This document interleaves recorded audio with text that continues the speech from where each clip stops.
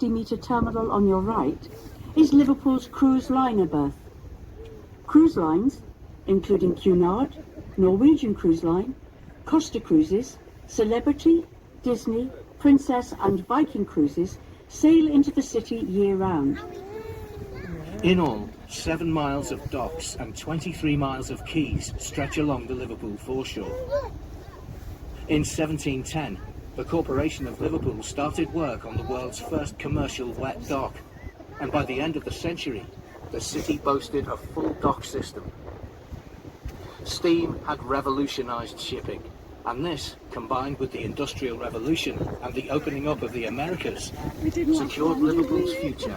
Has been influenced by a diverse mix of races: Welsh, Irish, West Indians, Africans and Chinese. And this has produced a population characterised by its vitality, resilience and extreme sense of humour. The city is also home to the oldest black and Chinese communities in Britain. Liverpool had prospered from trade with the British West Indies and the American colonies during the 18th century. A latecomer to the transatlantic slave trade, of cheap goods to Africa, slaves to the sugar plantations, and sugar, rum and tobacco. An extension is finished. The canal extends through to the Royal Albert Dock. We now see the massive red brick building, which is the Stanley Tobacco Warehouse. When built in 1900, it was the world's biggest.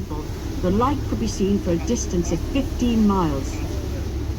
The large group of trees along the Wirral foreshore opposite is Vale Park, and it was near here where the famous gunpowder magazine stood. This is where the ships used to stop to offload or pick up gunpowder on their way into or from port. Storing explosives in the docks themselves was seen as far too big a risk. During the 18th and early 19th century, smuggling was rife throughout Britain.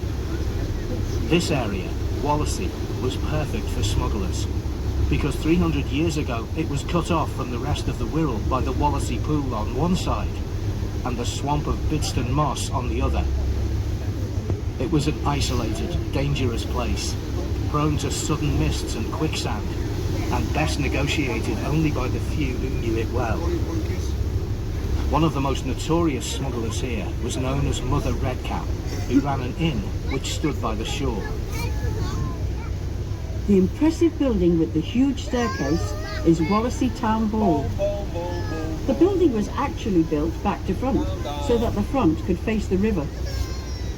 To the left of the town hall, and behind the trees, is a red brick building with a glass conservatory. This is Guinea Gap Baths, opened in 1908. Some say that the name comes from a bag of guineas once found washed up on the shore here.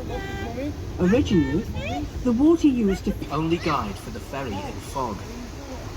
In fact, radar was installed in 1947 and was the first in the world to guide ferries. Seacombe Ferry Terminal has undergone a major reconstruction, including the replacement of its Victorian link span bridges and refurbishment of the landing stage and terminal building. Seacombe is also home to Eureka Science and Discovery, a new visitor attraction designed for children. We'll ask you not to stand on the seats or sit on the ship's rails. We'll ask the cyclists to load after all the foot passengers have left the vessel.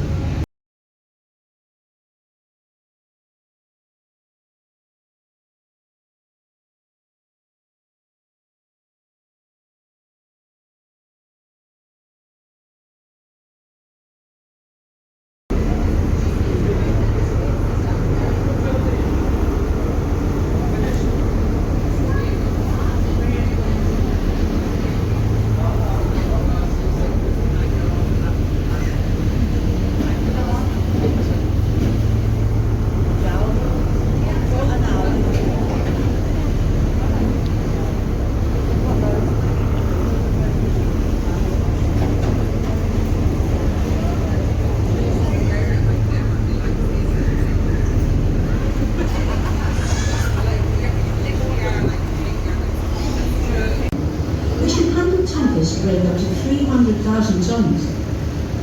More than 10 million tons of oil was lived at Rock Park for 4 years during the 1850s whilst working as the American consul in Liverpool. An extract from his diary reads, "At Rock Ferry, there was a great throng forming a scene not unlike the 4th of July.